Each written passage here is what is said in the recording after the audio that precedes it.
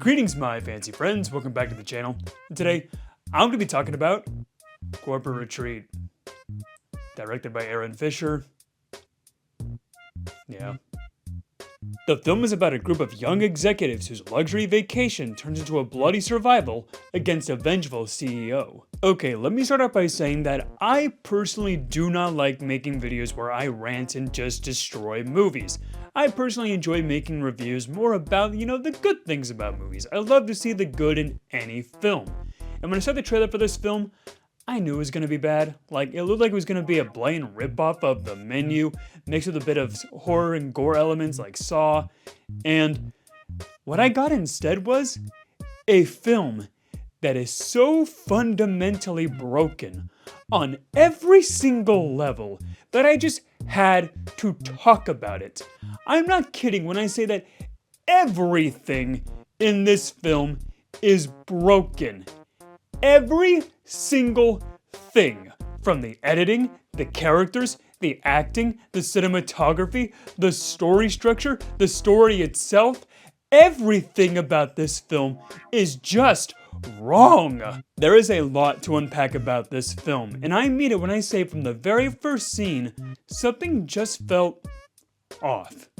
I couldn't put my finger on it, but when I was watching this movie, something just didn't feel quite right. And then it hit me. I kid you not, from the very first scene in this film, the scenes are out of order. I'm not joking. They are out of order. You have two vehicles that are going to this corporate retreat area. One that's a bus filled with all the employees, and the other one is an individual car driven by a guy named Cliff and his girlfriend. And the bus is like, where's Cliff? Oh, he's gonna be late. But the thing is, the scene before, they're all like, hey, where's Cliff? Cliff already arrived at the corporate retreat area. They're looking around like, where's Cliff? Where'd he go? He's gonna be late. But we just saw a scene of Cliff arriving to the corporate retreat area. It's like they just mix-matched the scenes. Like, what? Immediately from that first scene, I was like, oh no. I mean, maybe, I was just misinterpreting what I was watching, but from the very first scene, it really did seem like a lot of things were put out of order. And immediately I could tell from the dialogue that this was gonna be a rough watch. I mean, the dialogue in this film is so rough. You have all your individual characters that are introduced into the film in a way that is so cliche and cringy, where you have the character pop up and then their name pops up on the screen in bold text, like, oh, this is Cliff, this is Bree, this is whoever. But when that's shown in the film, it's supposed to be like, oh, this is gonna be your character, but when the characters are talking, they're like just planks of wood. None of them have any personality whatsoever. Literally, they don't even do the cliche thing of having your character be, the stereotype, like the jock, the smart one, the scaredy cat, the final girl that's gonna make it up in the end. The film doesn't even bother doing any of those cliches at all. In fact, when they have the names pop up for the characters, instead of a little character trait, oh, this is who they are, they have just their title of what they do for the company, which adds nothing to the story, by the way. It doesn't matter if they're a CEO or if they're there for the bank stuff for the company or whatever. The things that this film tries to focus on for these characters just add up to nothing. Now look, I understand that writing characters is hard. It's a tough challenge to get a bunch of characters to have unique personality traits in a big movie. It's a hard thing to do. It's no easy task. But I would not be surprised if this film was written by AI, and the AI just wrote a name for a character and was like, done, job done. They don't need any other character traits. They got a name and their little CEO job thing they do. And that's all you need for this character. No backstory, no reason why they're working for this company, no personality trait. I hate it when I have to accuse a film nowadays of maybe having AI to write their movie, but I would not be surprised if this film is fully written with AI involved. The only character that has any amount of personality to them is the evil CEO played by Alan Ruck. and that's only because Alan Ruck is playing this way over-the-top mustache-twirling villain, and you can tell that he is kind of having a fun time playing this character, but he knows the kind of movie he's in. He knows this is just a big piece of shit that no one's gonna go and watch, so might as well have a good time being this over-the-top villain. But that's kind of all he is. He's just an over-the-top douchebag. Like, there's nothing else to his character at all. So when you have a movie about characters that are trying to survive a dangerous setting, you want to make sure that you have good characters that I'm caring for, that I want to survive at the end of the movie. And if you don't have characters that I am rooting for or even give a shit about, then you already failed step one of making a slasher movie about people that are trying to survive. Okay, so obviously the film has like no characters whatsoever, so what about the actual story of this film? How does this whole thing ravel together? How are these kids going to this corporate retreat? Why is this evil CEO trying to kill them?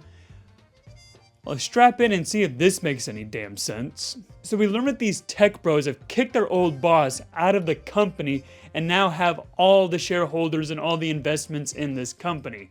They own it now, no longer the old creepy boss. And now the old boss wants revenge. So what happens is the old CEO pretends to be the owner of a corporate retreat area, invites all of his old employees to experience this corporate retreat, when in reality it's a dangerous game about trying to survive all these different challenges. But they're not challenges to like try and live and survive them, but instead just to experience tranquility and enlightenment. Because the old CEO experienced enlightenment and is now like a new person, like, oh, I'm now a free spirit. I want my old employees to be free spirits. Yeah, he doesn't really want revenge by killing his old employees. He wants them to be like on the same level as him and get like some forgiveness, I guess? What? I swear to you, I'm not pulling this out of my ass. I'm generally having a hard time trying to decipher what the hell the entire story was because it makes no damn sense at all. You invite all of these old employees to go on this corporate retreat thing, and then you have your two bodyguards that he's hired that he met when he experienced enlightenment to shoot your old employees if they do the task wrong. Huh? Okay, so technically the CEO doesn't want the old employees to die, they just want them to experience forgiveness, I guess. So what are all these weird challenges that they have to do? Well, the first one is to survive a super hot sauna and not die of heat stroke. The second one is to not die from poison. The third one is to rip someone's heart out. And the fourth one is to laugh. And if you don't laugh, you get shot. And there's some other ones I'll explain later, but think about what I just said. He doesn't want his employees to die. Then why the hell are all these challenges so deadly? What? Yeah, so this film makes no sense whatsoever, and you can clearly see what I meant by it's a copy of the menu. It's reheated nachos of the menu. You have a weird dude that's running this secret secluded area, has a bunch of rich people over, and is getting revenge on everybody that is being held captive here. It's pretty much the menu. Oh, but wait, I just remembered. Here's the funny thing. So in this movie, they say, oh, this place is a secluded corporate retreat area. No one's gonna be able to find us anywhere. No one is here for miles. If you look outside the window of this corporate retreat, you can see, I kid you not even half a block away, a neighborhood. Some secluded area, I guess. And when I say that there are countless plot holes, I mean it when I say that there are countless plot holes that make no sense at all. For example, in the beginning of the movie, one of the older tech employees walks into a room with a bunch of dead bodies, hinting that the old CEO has done this before and has killed other people. Ooh. But the thing is, though, is that he didn't want this room of dead bodies to be found. So they had to kill this old person to be like, oh, we can't reveal the secrets of what I've done yet. We can't reveal our cards yet. So we had to kill this lady because she found the room of the dead bodies. Why didn't you just lock the door that had the dead bodies in it? or have somebody guard the door. No, the door is just out there in the open, unlocked, with a bunch of dead bodies in there. Ever heard of a door lock? Like, really? Like, this whole movie is on that level of stupidity. Remember, the CEO does not want his old employees to die. Why the hell is one of the challenges to rip someone's heart out? Why? And speaking of that challenge, all the old employees are just like, okay, we'll rip someone's heart out. They just seem like it's a random Tuesday. Like, oh yeah, I rip hearts out all the time. Like, they are so unfazed by ripping out this one dude's heart. Like the most that they can muster up is just going like,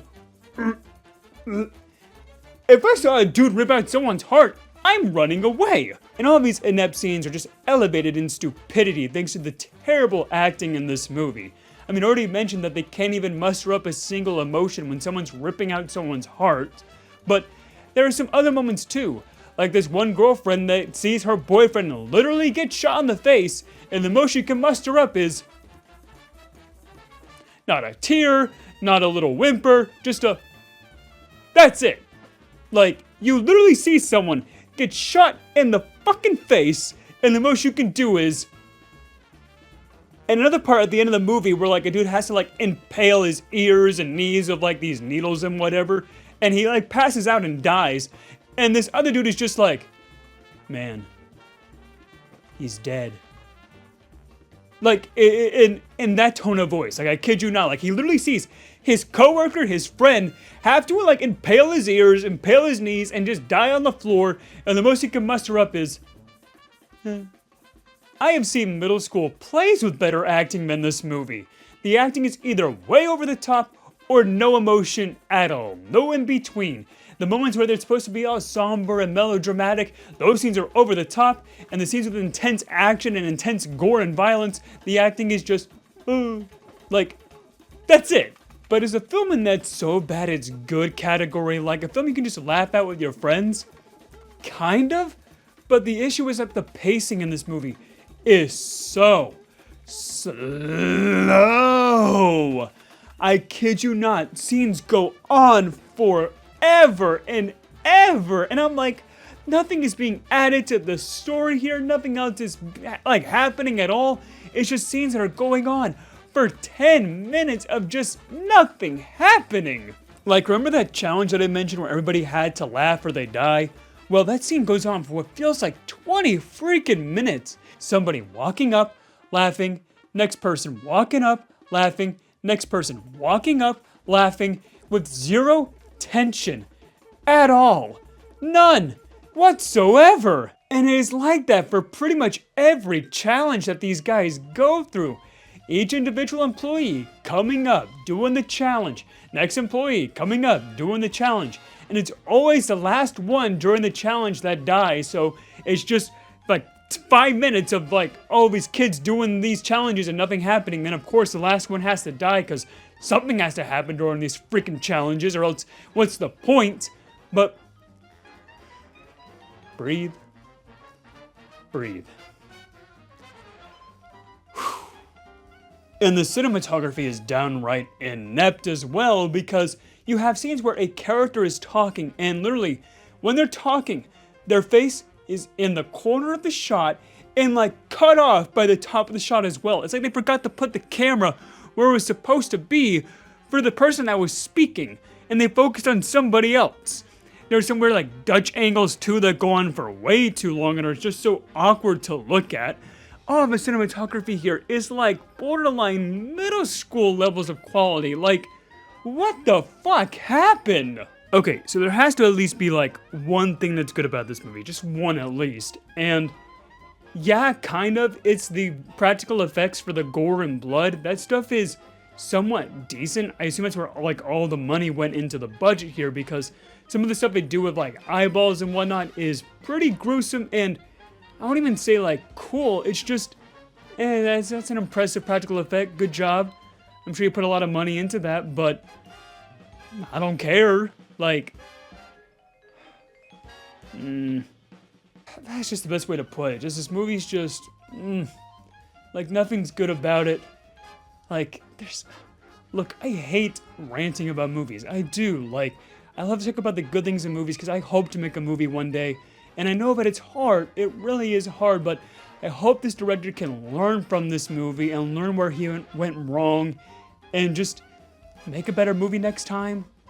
Because, man, this one was just not it. This is one of the worst movies I've seen this year. One of the worst movies I've seen this decade. It just seems like everything was just made wrong. Like, on purpose.